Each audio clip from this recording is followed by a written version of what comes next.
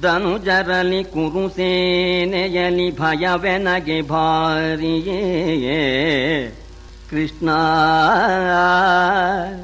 ಧನುಜರಲಿ ಕುರುಸೇನೆಯಲಿ ಭಯವೆನಗೆ ಭಾರಿಯೇ ನಿಮ್ಮ ಘನ ಪದವನ ಜಬಿದು ಸೀಸ ಕವಲೇ ತನ್ನುತ್ತಮಾಂಗದಲ್ಲಿ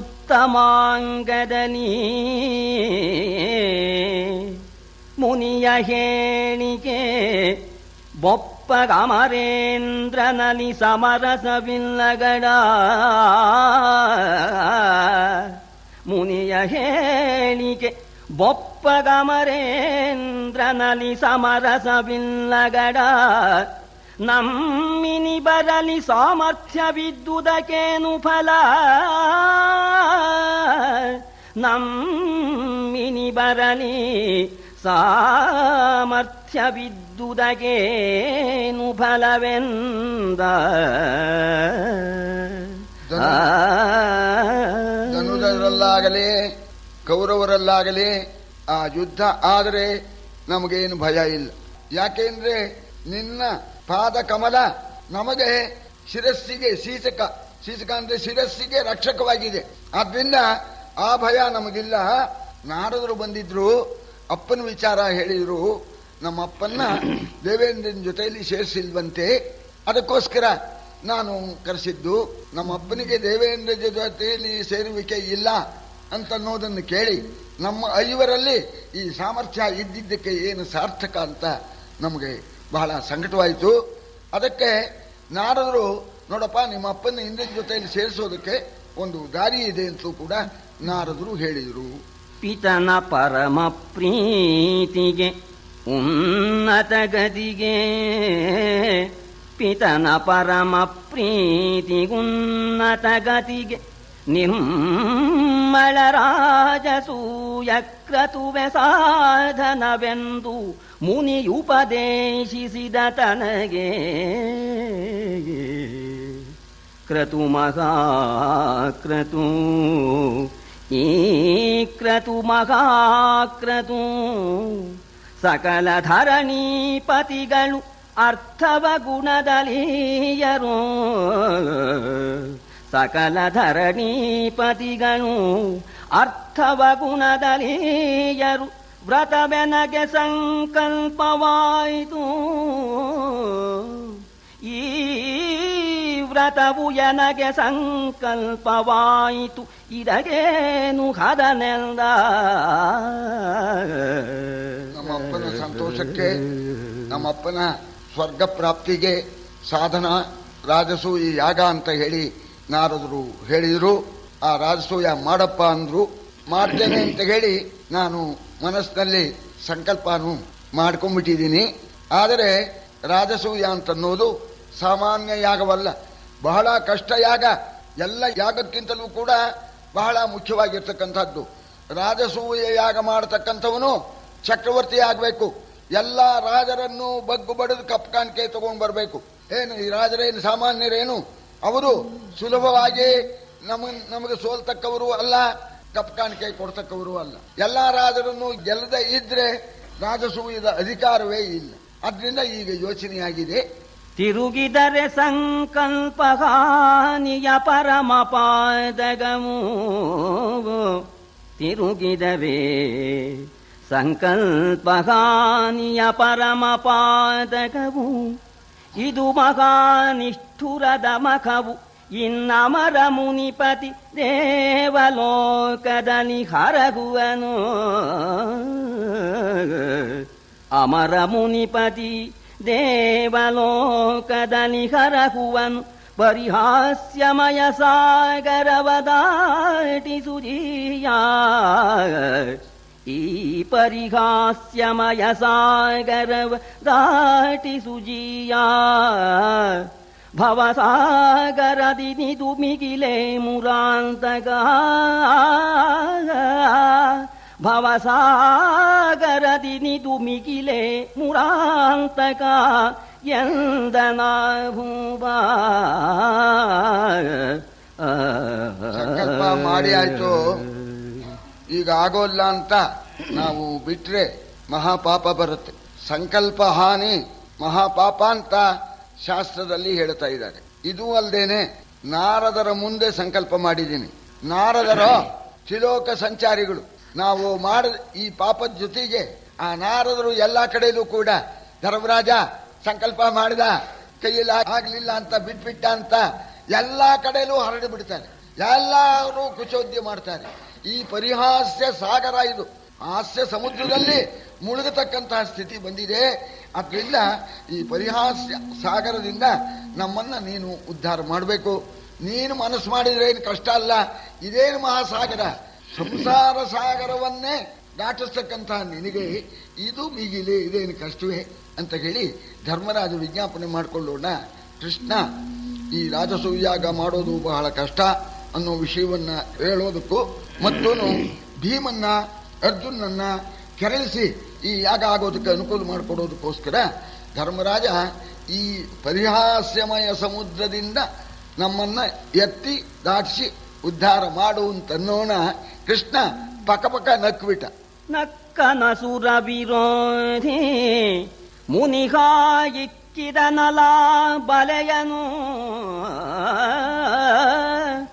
ಮುನಿಗಾಯಿಕ್ಕಿದನಲ ಬಲೆಯನು, ಅಕಟ ಸಿಕ್ಕಿದಿರಲ ಸ್ವಾಮಿ ದ್ರೋಹರು ಸರರವೇ ನೃಬರು. ಅಕ್ಕಜದ ಮಖವು ಇದರ ಚೂಣಿಗೆ ಚುಕ್ಕಿಯಾಯಿತು ಮನ ಮಹಿಷನ. ಅಕ್ಕಜದ ಮಖವು ಇದರ ಚೂಣಿಗೆ ಚುಕ್ಕಿಯಾಯಿತು ಮನ ಮಹಿಷನ. ಮಕ್ಕಳಾಟಿಕೆಯಾಯಿತೆನು ತತೂಗಿದನು ಸಿರಿಮುಡಿಯ. ನಕ್ಬಿಟ್ಟ ಧರ್ಮರಾಜ. ನಾರದರು ಬಂದಿದ್ರು, ಬಲೆ ಹಾಕಿದ್ರು, ಸಿಗಾಕೊಂಡ್ಬಿಟ್ಟೆ. ಏನ್ ಸಮಾಚಾರ? ರಾಜಸೂಯಾಗ ಅಂದ್ರೆ ಏನು? ಆ ಮುಂದೆ ಒಂದು ಚಿಕ್ಕಿ ಇದ್ದಾಗಿದೀಯಾ ನೀನು? ರಾಜಸೂಯಾಗ ಅಷ್ಟು ದೊಡ್ಡದು. ರಾಜಸೂಯಾಗದ ಆ ಮುಂದ್ಗಡೆಯಲ್ಲಿ ಚುಕ್ಕಿ ಹಾಗಾಗಿದೆ ನಿನ್ನ ಮನಸ್ಸು. ಶುದ್ಧ ಹುಡುಗಾಟಿಕೆ ಸಮಾಚಾರ. ನಾರದರು ಹೇಳಿದ್ರು, ಸಿಗಾಕೊಂಡ್ಬಿಟ್ಟೆ ಅಂತ ಹೇಳ್ತಾ ಇದೆಯಲ್ಲೋ, ಏನು ಹೇಳೋಣಪ್ಪ? ಕೆದರಿ ಸಪ್ತದ್ವೀಪಪತಿಗಳ ಸದೆದು, ಕೆದರಿ ಸಪ್ತದ್ವೀಪಪತಿಗಳ ಸದೆದು ರಚಿಸುವ ರಾಜಸೂಯದ ಕದನಂಗೈಸುವ ನದಾರಿ ವರ್ತಮಾನದಲ್ಲಿ. ಸುದತಿಯರ ಸೂರಿಯರ ಮುಂದುಪ್ಪಿದೆಯಲ ನಾರದನ ಖಂದನೆಗೆ. ಸುದತಿಯರ ಸೂರಿಯರ ಮುಂದುಪ್ಪಿದೆಯಲ ನಾರದನ ಖಂದನೆಗೆ. ಇದು ಸುದುರ್ಘಟವು, ಈ ಮಖವಿದು ಸುದುರ್ಘಟವು. ಇಂದು ಬಿದ್ದ ವಿಘಾತಿ ಬಲುಗೆಂದ. ಜೋಕು ಕವಿ ಬಹಳ ಜೋಕ್ ಚೆನ್ನಾಗಿ ಆಗ್ತಾ ಇದ್ದಾನೆ. ಯಾವನಿದ್ದಾನೆ ರಾಜಸೂಯ ಯಾಗ ಮಾಡ್ತೇನೆ ಅಂತ ಆಸೆ ಮಾಡೋನು ಯಾವನು ಇದ್ದಾನೋ? ಧರ್ಮರಾಜ, ಈ ಭೂಮಂಡಲದಲ್ಲಿ ರಾಜಸೂಯ ಯಾಗಕ್ಕೆ ಆಸೆ ಮಾಡೋದು ಒಂದೇ, ಸಪ್ತ ದ್ವೀಪಗಳಲ್ಲಿರ್ತಕ್ಕಂಥ ರಾಜರೊಡನೆ ಯುದ್ಧವನ್ನ ಕಟ್ಕೊಳ್ಳೋದು ಒಂದೇ ಅಂತ. ಇಂಥದ್ದನ್ನ ಬೇಕು ಅಂತೇನೆ ಸುಖವಾಗಿರೋದು ಬಿಟ್ಬಿಟ್ಟು ಸಪ್ತ ದ್ವೀಪಪತಿಗಳ ಹತ್ರ ಜಗಳ ಕಾಯ್ತಕ್ಕಂಥ ಈ ಯಾಗಕ್ಕೆ ಮನಸ್ಸು ಮಾಡ್ತಕ್ಕಂಥದ್ದು, ಆಸೆ ಮಾಡ್ತಕ್ಕಂಥವನು ಯಾರಿದ್ದಾರೆ? ಅದೆಲ್ಲ ವಿಚಾರ ಮಾಡಲಿಲ್ಲ. ನಾರದರು ಉಬ್ಬಿಸಿಬಿಟ್ರು. ಅಲ್ಲೆಲ್ಲ ಇದ್ರಲ್ಲ ಅಂತಃಪುರದ ಸ್ತ್ರೀಯರು ಪಾಪ ಅವರಿಗೇನು ಗೊತ್ತು? ರಾಜಸೂಯ ಅಂದ್ರೆ ಯುದ್ಧ ಅಂದ್ರೆ ಸಪ್ತದ್ವೀಪಗಳನ್ನ ಕೆಣಕಬೇಕಾಗತ್ತೆ ಅಂತ ಅವರಿಗೇನು ಗೊತ್ತು? ಅವರೆಲ್ಲ ನಗ್ತಾ ಇದ್ರು. ನಾರದರು ಬಲೆ ಹಾಕಿದ್ರು. ಆಮೇಲೆ ಸೂರಿಗಳು ಅಂದ್ರೆ ವಿದ್ವಾಂಸರು, ಏನಾದ್ರು ಶಾಸ್ತ್ರ ವಿಚಾರ ಬಂದ್ರೆ ಹೇಳೋರು. ಅವರು ಮುಂದೆ ಅವರೆಲ್ಲ ನಗ್ತಾ ಇದ್ರು. ಉಬ್ಬಿಬಿಟ್ಟೆ, ಬಲಿಗೆ ಸಿಗಾಕೊಂಡ್ಬಿಟ್ಟೆ ಅಂತ. ಏನಂತ ತಿಳ್ಕೊಂಡಿದ್ದೀವಿ? ಆಸೆ ಮಾಡೋಕೆ ಸಾಧ್ಯವಿಲ್ಲ, ಮಾಡ್ತೇನೆ ಅಂತ ಆಸೆ ಮಾಡೋನು ಯಾವನಿದ್ದಾನೆ ಈ ಭೂಮಂಡಲದಲ್ಲಿ ರಾಜಸೂಯಾಗ ಮಾಡ್ತೇನೆ ಅಂತ? ನೋಡು, ಇದರ ಕಷ್ಟ ಹೇಳ್ತೇನೆ ಕೇಳು. ಮೊದಲಲೇ ನಿಮ್ಮವರು ನಿಮ್ಮಭ್ಯುದಯವನ್ನು ಸೇರುವರೆ ಕೌರವರು. ಮೊದಲಲೇ ನಿಮ್ಮವರು ನಿಮ್ಮಭ್ಯುದಯವನ್ನು ಸೇರುವರೆ ಕೌರವರು. ಅದರೊಳಗ್ಗದ ಕರ್ಣ ಶಕುನಿ ಜಯದ್ರಥಾದಿಗಳು ಕುದುಕುಳಿಗಳೀಚೆಯಲಿ ಕಂಸನ ಮದ ಮುಖನ ಪರಿವಾರವಿದೆ ಕುದುಕುಳಿಗಳೀಚೆಯಲಿ ಕಂಸನ ಮದ ಮುಖನ ಪರಿವಾರವಿದೆ ದೂರದಲ್ಲಿ ಮಗಧನ ಹೊರೆಯಲದನೆ ಬಣ್ಣಿದುವೆನೆಂದ ಮೊದಲಿಗೆ ನಿಮ್ಮ ಕೌರವರಿಂದ ವಿರೋಧ. ಯಾಕೆಂದ್ರೆ ನಿಮ್ಮ ಏಳಿಗೆಯನ್ನ ಅವರು ಸಹಿಸೋದೇ ಇಲ್ಲ, ಸಹಿಸೋಕ್ ಸಾಧ್ಯವೂ ಇಲ್ಲ. ರಾಸೂಯ ಮಾಡಿದ ಅಂದ್ರೆ ಚಕ್ರವರ್ತಿ ಅಂತ ಆಗ್ಬಿಡುತ್ತೆ. ಅಯ್ಯೋ ನಮ್ಮ ಜ್ಞಾತಿಗಳಿಗೆ ಅಂಥ ಗೌರವ ಅಂಥ ಅಭ್ಯುದಯ ಅಂತ ಹೊಟ್ಟೆ ಹಿಚ್ಕೊಂಡ್ಬಿಡ್ತಾನೆ ಆ ಕೌರವ. 100 ಜನ ಅವರು ಬೇರೆ, ಅವನಿಗೆ ಸಹಾಯಕರು, ಹೊಟ್ಟೆ ಕಿಚ್ಚಪಡೋರು ಕರ್ಣ, ಶಕುನಿ, ಸೈಂಧವ ಇವರು ಒಂದು ಕಡೆ. ಈ ಕಡೆ ಕಂಸನ ಪರಿವಾರ, ಅವರೆಲ್ಲ ಈ ಯಜ್ಞಕ್ಕೆ ವಿಘ್ನ ಮಾಡ್ತಕ್ಕವರು. ಆ ದೂರದಲ್ಲಿದ್ದಾನೆ ಮಗಧ ದೇಶದಲ್ಲಿ ಜರಾಸಂಧ ಅಂತ. ಈ ವಿಷಯ ಕೇಳಿದ ಕೂಡಲೇ ಮೈ ಮೇಲೆ ಬಂದ್ಬಿಡ್ತಾನೆ. ಏನು ಹೇಳೋಣ? ಆದರೆ ನಾನು ಹೇಳ್ತಕ್ಕಂಥ ಮಾತು ವಾಸ್ತವವಾಗಿ ನಾನೇನು ಸುಮ್ಮನೆ ಇರ್ತಕ್ಕಂಥವನಲ್ಲ, ನಾನು ವೀರನಾದ ನಾನೇನೇ ಇದು ಸಾಧ್ಯವಿಲ್ಲ ಅಂತ ಹೇಳ್ತಾ ಇದ್ದೇನೆ. ಯಾಕೆ ಅಂತಂದ್ರೆ ಕೆಲವರಿದರೊಳು ನಮ್ಮ ಕೈಯಲ್ಲಿ ಕೊಲೆಗೆ ಭಂಗಕ್ಕೆ ಬಂದು ಬಿಟ್ಟರು. ಕೆಲವರಿದರೊಳು ನಮ್ಮ ಕೈಯಲ್ಲಿ ಕೊಲೆಗೆ ಭಂಗಕ್ಕೆ ಬಂದು ಬಿಟ್ಟರು. ಕೆಲಕ್ಕೆ ಸರಿವವನಲ್ಲ ಮಲೆವರ ಮಾರಿ ಮಾಗಧನು. ಕೆಲಕ್ಕೆ ಸರಿವವನಲ್ಲ ಮಲೆವರ ಮಾರಿ ಮಾಗಧನು. ಬಳಿಕ ಮಗೆ ಬಲವದ್ವಿರೋಧದ ತೊಳಸು ಬಿದ್ದುದು ತೋಟಿಗಾರದೆ ಜಲದಿ ಮಧ್ಯದಲ್ಲೂರ ಕಟ್ಟಿದೆವು. ತೋಟಿಗಾರದೆ ಜಲದಿ ಮಧ್ಯದಲ್ಲೂರ ಕಟ್ಟಿದೆವು ಅರಸ ಕೇಳೆಲ್ಲ. ಇಂಥ ಅಸೂಯಿಕರಿದ್ರು, ಮಹಾಕ್ರೂರರಿದ್ರು. ಕೆಲವರನ್ನ ಬಲಿ ಹಾಕಿದ್ದೇನೆ ನಾನು. ನನ್ನ ಮುಂದೆ ಬಂದು ಎಲ್ಲ ಸತ್ತು ಬಿದ್ದಿದ್ದಾರೆ. ಆದರೆ ಜರಾಸಂಧನನ್ನ ಕೊಲ್ಲೋದಕ್ಕೆ ಸಾಧ್ಯವಿಲ್ಲ. ಯಾಕೆಂದ್ರೆ ಮಲೆವರ ಮಾರಿ ಅವ ಯಾರು ಅವನ ಮೇಲೆ ಯುದ್ಧ ಮಾಡೋದಕ್ಕೆ ಬರ್ತಾರೋ ಅವರಿಗೆ ಮಾರಿ ಅವರನ್ನ ಕೊಂದು ಬಿಡ್ತಾನೆ. ಸಾಮಾನ್ಯನಲ್ಲ. ಅವನ ಹತ್ರ ನಿಷ್ಠೂರ ಕಟ್ಕೊಂಡು ನಮ್ಮ ಸ್ಥಿತಿ ಏನು ಹೇಳೋಣ. ಅವನ ಕಾಟ ತಾಳಲಾರದೇನೆ ಅವನೊಡನೆ ವಿರೋಧ ಬೆಳೆದು ಬಿಡ್ತು. ಆ ಶತ್ರುತ್ವ ಬೆಳೆಸಿ ಪದೇ ಪದೇ ಪದೇ ಪದೇ ನಮ್ಮ ದ್ವಾರಕಾಪಟ್ಟಣಕ್ಕೆ ಹಿಂಸೆ ಕೊಡೋಕೆ ಪ್ರಾರಂಭ ಮಾಡಿಬಿಟ್ಟ. ಅವನ ಕಾಟ ಸಹಿಸಲಾರ್ದೇನೆ ನೋಡಪ್ಪ, ಆ ಸಮುದ್ರ ಮಧ್ಯದಲ್ಲಿ ಹೋಗಿ ಏನೋ ಒಂದು ಊರು ಅಂತ, ಒಂದು ಕುಶಸ್ಥಳಿ ದ್ವಾರಕಾ ಅಂತ ಹೇಳಿ ಒಂದು ಊರು ಕಟ್ಕೊಂಡು ವಾಸ ಮಾಡ್ತಾ ಇದ್ದೇವೆ. ಎಷ್ಟು ಕಷ್ಟ ಇರಬಹುದು ಅಂತ ನೀನು ಯೋಚನೆ ಮಾಡು. ಜನನಿ ಜನ್ಮಭೂಮಿಶ್ಚ ಜಾಹ್ನವೀಚ ಜನಾರ್ದನ ಜನಕ ಪಂಚಮಶ್ಚೈವ ಜಕಾರಾಹ ಪಂಚ ದುರ್ಲಭಾಹ ಅಂತ. ಈ 4 ಜಕಾರ ಸುಮ್ಮನೆ ದೊರೆಯೋದಿಲ್ಲ, ಪುಣ್ಯವಂತರಿಗೆ ಮಾತ್ರ ದೊರೆಯುತ್ತೆ. ನಮಗೆ ದೊರಕಿದ್ರು ಬಿಡೋ ಸ್ಥಿತಿ ಬಂತು ಅವನ ಕಾಡ್ತಿಲ್ಲ. ಈ ಜಕಾರ 5 ಜನನಿ, ಹೆತ್ತ ತಾಯಿ, ಎಲ್ಲಿಗೂ ಎಲ್ಲಿ ದೊರೀತಾಳೆ, ಅದಕ್ಕೂ ಪುಣ್ಯ ಇರಬೇಕು. ತಾಯಿಯನ್ನ ಇಟ್ಕೊಂಡು ಇರೋದಕ್ಕೂ ಕೂಡ ಬಹಳ ಪುಣ್ಯ ಇರಬೇಕು. ಎಲ್ಲ ಜಕಾರವೇ. ಜನನಿ ಜನ್ಮಭೂಮಿಶ್ಚ ಜಾಹ್ನವೀಚ, ಗಂಗಾ ಸ್ನಾನ ಎಲ್ರಿಗೂ ಸಿಕ್ಬಿಡುತ್ತಾ. ಜನಾರ್ದನ ಸ್ವಾಮಿ ನಾರಾಯಣನ ಸೇವೆ ಎಲ್ರಿಗೂ ಸಿಗುತ್ತೆ. ಜನಕ ಪಂಚಮಶ್ಚೈವ ತಂದೆ. ಈ ಜಕಾರ ದುರ್ಲಭ ಅಂತಾರೆ. ಜನನಿ ಜನ್ಮಭೂಮಿಶ್ಚ ಸ್ವರ್ಗಾದಪಿ ಗರೀಯಸಿ ಅಂತ ಹೇಳಿ ಹೇಳ್ತಾರೆ. ಸ್ವರ್ಗ ಬೇಡಪ್ಪ, ನಮ್ಮ ತಾಯಿ ಸಾಕು, ನಮಗೆ ನಮ್ಮ ಜನ್ಮಭೂಮಿ ಸಾಕು ಅಂತ ಹೇಳ್ತಾರೆ. ಅಂಥ ಜನ್ಮಭೂಮಿಯನ್ನೇ ಬಿಟ್ಟು ಏನೋ ಇದ್ದಷ್ಟು ತಗೊಂಡು ಎಲ್ಲನೂ ತಗೊಂಡು ಹೋಗೋಕ್ಕಾಗತ್ತೇನು. ಹೊಸ ಊರಿಗೆ ಏನೋ ಕೈಯಲ್ಲಿ ಆದಷ್ಟು ತಗೊಂಡು ಹೋದ್ವಿ, ಎಲ್ಲ ಅಲ್ಲೇ ಬಿಟ್ವಿ. ಅಲ್ಲೇ ಮಧುರಾಪಟ್ಟಣದಲ್ಲೇ ಬಿಟ್ಟು ಅವನ ಕಾಟ ತಾಳಲಾರ್ದೇನೆ ನಾವು ಹೋಗಿ ದ್ವಾರಕಾಪಟ್ಟಣ ಅಂತ ಒಂದು ಊರು ಕಟ್ಕೊಂಡು, ಅದು ಎಲ್ಲೇ ಸಮುದ್ರ ಮಧ್ಯದಲ್ಲಿ ಅಂತ ನೋಡ. ಧರ್ಮರಾಜಂದ ಆ ವೈರಕ್ಕೆ ಏನು ಕಾರಣ? ವೈರಕ್ಕೆ ಏನಾದ್ರು ಒಂದು ಕಾರಣ ಇರಬೇಕಲ್ಲ. ಅವನ ಕಾಟ ತಾಳಲಾರದೆ ಅಂತ ಪರಮಾತ್ಮ ಹೇಳ್ತಾ ಇದೆಯಲ್ಲ, ಯಾಕೆ ಅವನು ನಿನ್ ಮೇಲೆ ವೈರತನ ಮಾಡಿದ ಅಂತ ಕೇಳೋಣ. ಮಾವದೇವನ ಮುರಿದಡೆ ಆತನ ದೇವಿಯರು ಬಳಿ ಕೆಮ್ಮದೂರಿದರು. ಮಾವದೇವನ ಮುರಿದಡೆ ಆತನ ದೇವಿಯರು ಬಳಿ ಕೆಮ್ಮದೂರಿದರು. ಆ ವಿಗಡ ಮಗಧಂಗೆ ಮಧುರೆಯ ಮೇಲೆ ದಂಡಾಯಿತು. ನಾವು ನಾನಾ ದುರ್ಗದಲ್ಲಿ ಸಂಭಾವಿಸಿದೆವಾದನನು ನಾವು ನಾನಾ ದುರ್ಗದಲ್ಲಿ ಸಂಭಾವಿಸಿದೆವಾತನನು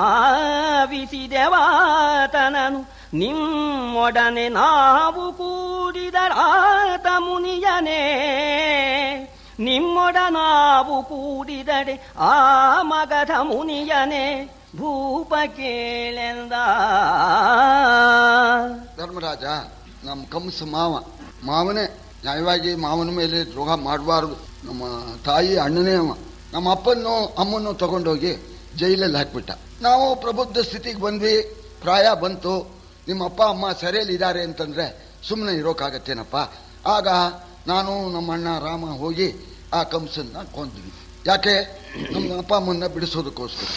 ನಮ್ದು ಅವನು ಮಾಡಿದ್ರಿಂದ ನಾವು ಮಾಡಿದ್ವಿ. ಇಷ್ಟಕ್ಕೇನೆ ನಮ್ಮ ಮಾವನ ರಾಣಿಯರು ಅಸ್ಥಿ ಪ್ರಾಸ್ತಿ ಅಂತ ಅವರಿಬ್ರು ಅವರು ಜರಾಸಂಧನ ಮಕ್ಕಳು. ಅವರು ಹೋಗ್ಬಿಟ್ಟು 100 ಹೇಳಿ ಅಪ್ಪನ ಹತ್ರ, ಅಪ್ಪ ನಾವು ಇನ್ನು ಖಂಡಿತ ಬದುಕೋದಿಲ್ಲ, ನಮ್ಮ ಗಂಡನ್ನ ಕೊಂದವನ ಪತ್ನಿಯರ ಕಣ್ಣಲ್ಲಿ ನೀರು ಬರೆಸ್ತಾ ಇದ್ರೆ ನಾವು ಬದುಕೋದೇ ಇಲ್ಲ ಅಂತ ಹೇಳಿ ನಾನಾ ವಿಧವಾಗಿ ನಮ್ಮನ್ನ ದೂರಿ ಮಾಡಿ ಅವನಿಗೆ ಕೋಪ ಬರೋ ಹಾಗೆ ಮಾಡಿಬಿಟ್ರು. ಅವನು ಬಂದಾಗ ತಪ್ಪಿಸಿಕೊಳ್ಳೋದಕ್ಕೋಸ್ಕರ ಕೋಟೆ ಒಳಗೆ ಸೇರ್ಕೊಂಡ್ವಿ. ಕೋಟೆ ಒಳಗೆ ಸೇರ್ಕೊಂಡು ಏನೇನೋ ಮಾಡಿ ತಪ್ಪಿಸ್ಕೊಂಡು ಕೊನೆಗೆ ಇದು ಸಾಧ್ಯವಿಲ್ಲ, ಇವನು ಕಾಟ ಬಿಡಬೇಕಾದ್ರೆ ನಾವು ಜನ್ಮಭೂಮಿನ ಬಿಡಬೇಕು ಅಂತ ಹೇಳಿ ಬಿಟ್ಬಿಟ್ಟು ನಾವು ಹೋಗಿ ದ್ವಾರಕಾದಲ್ಲಿ ಸೇರ್ಕೊಂಡಿದ್ದೇವಪ್ಪ. ಈಗ ನೀವು ಮಾಡೋದಾದ್ರೆ ಮಾಡು, ನನ್ನ ಬಿಟ್ಟು ಮಾಡು. ನಿನ್ನ ಕಡೆ ಸೇರ್ಸ್ಕೊಂಡ್ಬಿಟ್ರೆ ಓಹೋ ನಮ್ಮ ಶತ್ರು ಇದಾನ, ಹಾಗಾದ್ರೆ ಇದಕ್ಕೆ ಅವಕಾಶ ಕೊಡೋಲ್ಲ ಅಂದ್ಬಿಡ್ತಾನೆ. ನಮ್ಮನ್ನು ಬಿಟ್ಬಿಡು ನೀನು, ಜರಾಸಂಧ ನಿನ್ ಕಡೆ ಬರ್ತಾನೆ, ಯಜ್ಞ ಮಾಡ್ಕೊ. ನಾನ್ ನಿಮ್ ಕಡೆ ಇದ್ದಾನೆ ಅಂತ ಅಂದ್ಕೊಳ್ಳೆ ಅವನಿಗೆ ಆಗೋಲ್ಲ ಅಂತ ಪರಮಾತ್ಮ ಹೇಳ್ತಾ ಇದ್ದಾನೆ. ಇವರನ್ನ ಸಮಾರ ಮಾಡೋಕ್ಕಾಗೋದೇ ಇಲ್ವೇ ಹಾಗಾದ್ರೆ ಅಂತ ಕೇಳ್ದ ಧರ್ಮರಾಜ. ಅದಕ್ಕೆ ಹೇಳ್ತಾನೆ, ಔಕಿ ಚತುರಂಗದ ನೃಪಾಲರನು ಕಬಹುದು, ಇದಕ್ಕೇನು ಯಾಗಂ ವ್ಯಾಕರಣ ಕಿವರಿಬ್ಬರೇ ದೂಷಕರು ಧರಣಿಯಲಿ. ಈ ಕುಠಾರರು ಕದನ ಮುಖದ ವಿವೇಕಿಗಳು, ಈ ಕುಠಾರರು ಕದನ ಮುಖದ ವಿವೇಕಿಗಳು, ಶಿಶುಪಾಲ ಮಾಗಧರು ಆಕೆವಾಳರು ವೈರಿರಾಯರಳು. ಶಿಶುಪಾಲ ಮಾಗಧರಾಕೆವಾಳರು ವೈರಿರಾಯರಳು ಅರಸ ಕೇಳೆಲ್ಲ. ಒಂದು ವೇಳೆ ಆ ಬಾಕಿ ರಾಜರಿದ್ದಾರಲ್ಲ, ಕಪ್ಕಾಣಿಕೆ ಕೊಡೋದಿಲ್ಲ ಅಂತ ಬಾಕಿ ರಾಜರು ಹೇಳತಕ್ಕಂಥ ಪಕ್ಷದಲ್ಲಿ ಚತುರಂಗ ಸೈನ್ಯವನ್ನು ತೆಗೆದುಕೊಂಡೋಗಿ ಹೇಗಾರು ಮಾಡಿ ನಾವು ಅವರನ್ನು ಗೆದ್ದು ಕಪ್ಪ ಕಾಣಿಕೆನ ತರಬಹುದು. ಆದರೆ ಈ ಯಾಗ ಇದೆಯಲ್ಲ, ಈ ರಾಜಸೂಯ ಮಹಾಯಾಗ ಎಂಬತಕ್ಕಂಥ ಈ ವ್ಯಾಕರಣಕ್ಕೆ ದೂಷಕರಾಗಿರೋರು ಅವರಿಬ್ರು. ಅವರನ್ನ ಏನು ಮಾಡೋದಕ್ಕೂ ಕೂಡ ಸಾಧ್ಯವಿಲ್ಲ. ಒಬ್ಬ ಶಿಶುಪಾಲ, ಒಬ್ಬ ಜರಾಸಂಧ, ಅವರಿಬ್ಬರೂ ಕೂಡ ಬಹಳ ಪರಾಕ್ರಮಶಾಲಿಗಳು. ಬಾಕಿ ಶತ್ರುಗಳನ್ನ ಹೇಗಾರು ನಾವು ನಿವಾರಣೆ ಮಾಡ್ಕೋಬಹುದು. ಅದರಲ್ಲೂ ಈಗ ಬಾಕಿ ರಾಜರಿಗಿಂತ ಇವರಿಬ್ರು ಮಹಾಪರಾಕ್ರಮಶಾಲಿಗಳು. ಅವರಿಬ್ಬರಲ್ಲೂ ಅಧಿಕರವರಿಬ್ಬರೊಳಗೆ ಆಮಾಗಧನೆ ಬಲುಗೈ, ಅಧಿಕರವರಿಬ್ಬರೊಳಗೆ ಆಮಾಗಧನೆ ಬಲುಗೈ. ರಾಜಸೂಯಕ್ಕೆ ಸದರವನು ನಾ ಕಾಣೆನು, ರಾಜಸೂಯಕ್ಕೆ ಸದರವನು ನಾ ಕಾಣೆನು. ಆತನ ಖಂಡೆಯದ ಮೊನೆಗೆ ನಿಧನವಲ್ಲದೆ ಧನವನೆರಗುವ ಕದನ ನೀನೆ ಕಾಂಬೆ. ಆತನ ವಧೆಯು ಹರಿಯದು ನಮ್ಮ ಕೈಯಲಿ ರಾಯ ಕೇಳೆಂದ.